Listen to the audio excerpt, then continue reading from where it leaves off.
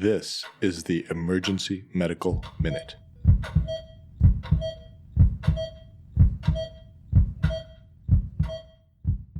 The Emergency Medical Minute is excited to announce that we are now offering AMA, PRA, Category 1 credits via online course modules.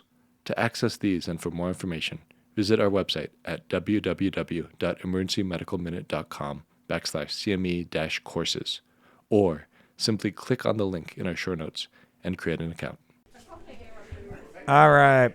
So good evening, everybody. It's a medical minute from a kind of a patient and kind of testing workup that we had here last week. So the patient was a 30-something-year-old female with history of seizures who came in with about 4 seizures in about a half an hour period.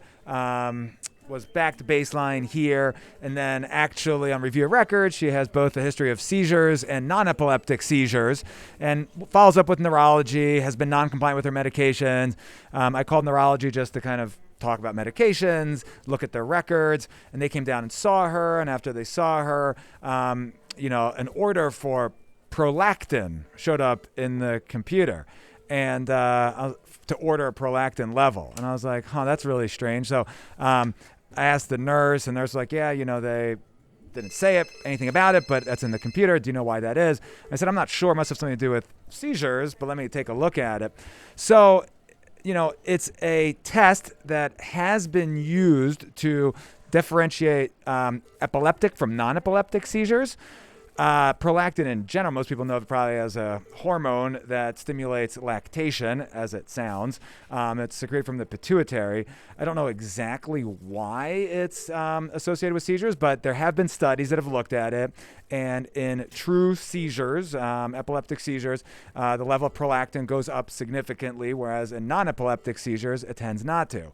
It also goes up after syncope, so you can't use it to differentiate between seizures and syncope for some reason. And it has to be drawn 10 to 20 minutes after the episode. Our patient, by the time she got a prolactin level drawn, it was like hours later, so it was probably not going to be very helpful. And also, it doesn't come back here. It's a send out, so it's not very helpful for us. So it's probably not the most useful test, but if somebody ever asks you to send a prolactin level, it has been used to differentiate between epileptic and non-epileptic seizures, but probably a much better test is to get someone an EEG where they actually monitor them and see if it's seizure or not. But it was kind of interesting, something I learned. Any questions, comments? Yeah, Rach?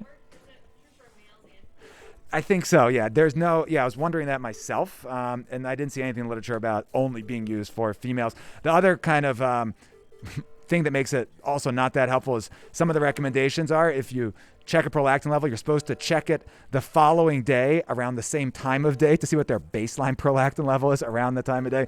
So it's not a very useful test in general, especially not for us. But sometimes people ask us to do things. Good to know why they're asking. Thanks, guys. Hello, EMM listeners. We are dedicated to providing you with high-quality educational content free of charge and without ads. As a nonprofit organization, we rely solely on donations. So if you enjoy our show and are able to make a one-time or recurring donation to help cover our operational costs, any amount is helpful in making this show possible. Click the link in our show notes to make a donation. Thank you.